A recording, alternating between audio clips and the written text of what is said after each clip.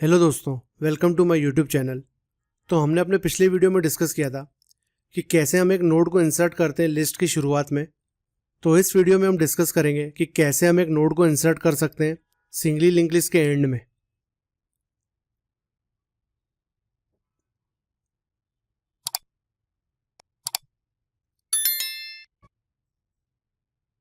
तो दोस्तों, singly link list के अंदर हम एक मेथड डिफाइन करेंगे, इंसर्ट एट एंड, जो कि डेटा लेगा। ये जो भी डेटा हम पास कर रहे हैं, सबसे पहले तो एक नोड बनाएंगे और डेटा उसके अंदर पास कर देंगे, और जो भी नोड मेमोरी में बना है उसे हम सिंपली सिंगली लिंक लिस्ट के एंड में डाल देंगे। तो जब भी हम सिंगली लिंक लिस्ट का ऑब्जेक्ट क्रिएट करते हैं तो हेड की वैल्यू नन होती है और साइज 0 होती है। इसका मतलब लिस्ट के अंदर कोई नोड नहीं है। तो लेट्स से हम एक नोड इंसर्ट करते हैं जिसका डेटा 11 है। तो insert at end method call होगा जिसमें हमें सेल्फ मिलेगा, और सेल्फ वो सिंगली लिंक लिस्ट ऑब्जेक्ट को रेफर करेगा मेमोरी में जो इस मेथड को कॉल कर रहा है, और सेल्फ के थ्रू हम हेड को एक्सेस करेंगे। और ये जो डेटा है वो अभी हमारा 11 है। तो नोड को लिस्ट में इंसर्ट करने से पहले हमें वो नोड बनाना पड़ेगा मेमोरी में। तो यहाँ पे हम एक नोड बनाएंगे जिसका डेटा 11 होगा और न्यू नोड उसे रेफ़र करेगा। तो ये कुछ इस तरीके से दिखेगा कि न्यू नोड इस नोड को रेफ़र कर रहा है जिसका डेटा 11 है और उसका नेक्स्ट नन है। अब हमें ये नोड लिस्ट में इंसर्ट करना है। तो यहाँ पे दो केस बनते हैं। सबसे पहले तो हम चेक करते हैं कि हेड की वैल्यू नन है कि नहीं। अगर हेड की वैल्यू नन है, इसका मतलब लिस्ट में कोई नोड नहीं है। तो ये नोड इंसर्ट एट एंड में डायरेक्टली इंसर्ट हो जाएगा क्योंकि अभी लिस्ट में कोई नोड नहीं है। तो हम ये कंडीशन प्रोवाइड करते हैं कि self dot head is none और नॉट। तो यहाँ पे self dot head is none, तो ये कंडीशन ट्रू हो जाएगी। तो ये इफ ब्लॉक एग्जीक्यूट होगा। तो जब लिस्ट में कोई नोड नहीं है और हमें ये नोड इंसर्ट करना है तो हम डायरेक्टली हेड को इस नोड को रेफ़र करने लग जाएंगे। तो हम क्या करेंगे, हेड की वैल्यू अभी नन है, उसके अंदर इस नोड का रेफरेंस डाल देंगे तो हेड इसे रेफ़र करने लग जाएगा। और हमें पता है कि हेड लिस्ट के फर्स्ट नोड को रेफ़र करता है। तो हम सिंपली क्या करेंगे, सेल्फ डॉट हेड में न्यू नोड की वैल्यू डाल देंगे।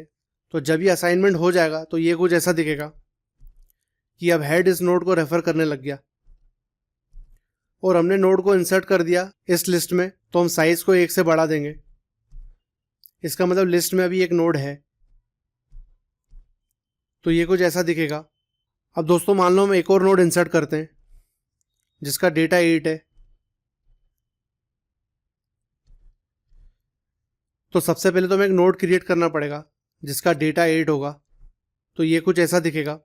इसे न्यू नोड रेफ़र कर रहा है, उस नोड का डेटा 8 है और उसका नेक्स्ट नन है। ये कंडीशन इस बार फॉल्स हो जाएगी क्योंकि हेड एक नोड को रेफ़र कर रहा है, उसकी वैल्यू नन नहीं है। तो एल्स में हम क्या करते हैं, हमें न्यू नोड को लिस्ट के एंड में इंसर्ट करना है। तो उसके लिए हमें लिस्ट के आखिरी नोड तक जाना पड़ेगा। तो इधर अभी एक नोड है, मान लो यहाँ पे 100 नोड्स होते हैं। हेड से पहले नोड को रेफ़र करता है, बाकी नोड एक चेन में रहते हैं। और अगर हमें न्यू नोड को लास्ट में ऐड करना है तो सबसे पहले हमें लास्ट तक जाना पड़ेगा। और जब हम लास्ट नोड तक पहुँच जाएंगे तो लास्ट नोड की मदद से हम ये नोड इंसर्ट कर पाएंगे। उसके लिए ये दो चीज़ें, एक तो हम एक टेम्प्रेरी करंट नोड बनाते हैं जो हेड से स्टार्ट होता है, जो इस तरीके से दिखेगा। तो हमने हेड की वैल्यू करंट में डाल दी। हेड पहले नोड को रेफ़र करता है तो करंट पहले नोड को रेफ़र करने लगेगा। हम हेड को मैनिपुलेट नहीं करते, इसीलिए हमने करंट बनाया है जो कि हमें मदद करेगा ये नोड को एंड में इंसर्ट करने में।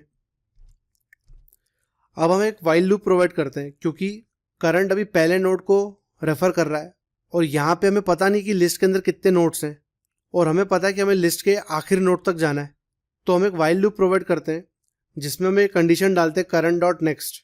अगर करंट डॉट नेक्स्ट की वैल्यू नन है तो इसका मतलब यही लास्ट नोड है क्योंकि इसके बाद कोई भी नोड नहीं है लिस्ट में।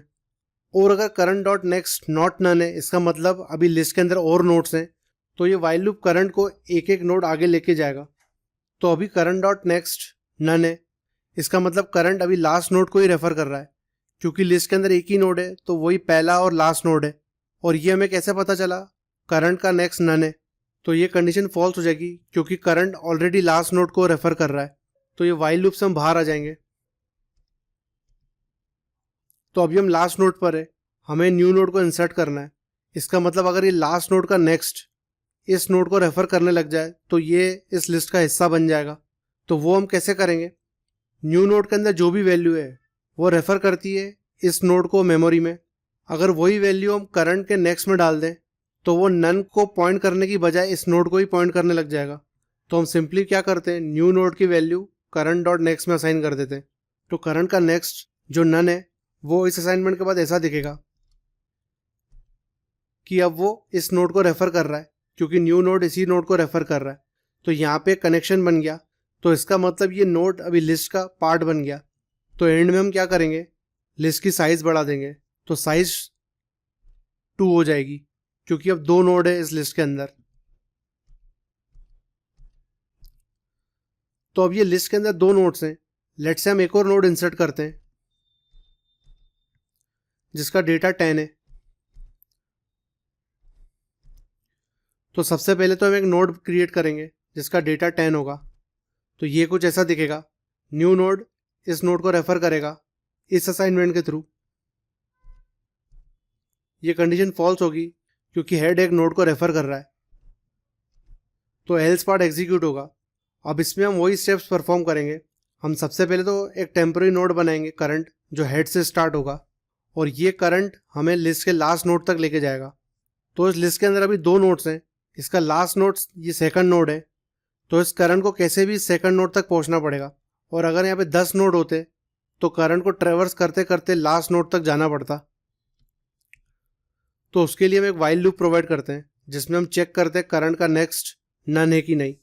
तो जिस नोड के लिए करंट का नेक्स्ट नन हो जाएगा वो हमें पता है वो लिस्ट का लास्ट नोड ही होगा, क्योंकि उसके बाद कोई नोड नहीं है। तो सबसे पहले हम चेक करेंगे करंट का नेक्स्ट नन है कि नहीं।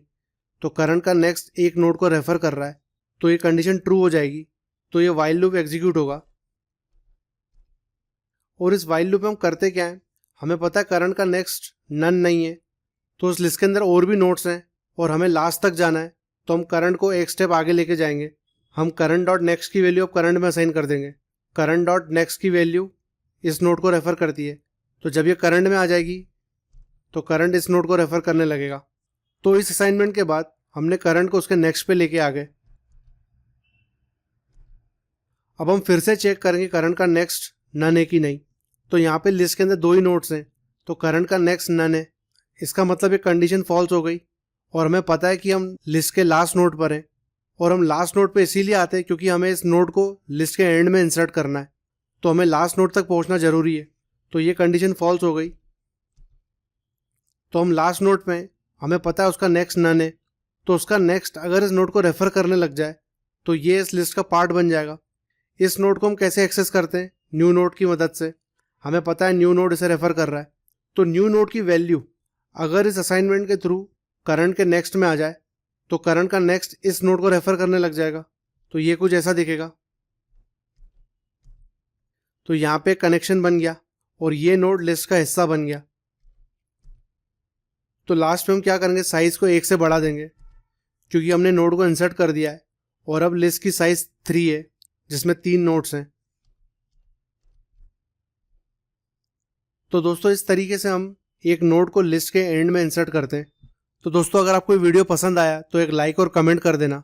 और अगर आपने इस चैनल को सब्सक्राइब नहीं किया है तो उसे सब्सक्राइब कर लेना। Thanks, have a nice day.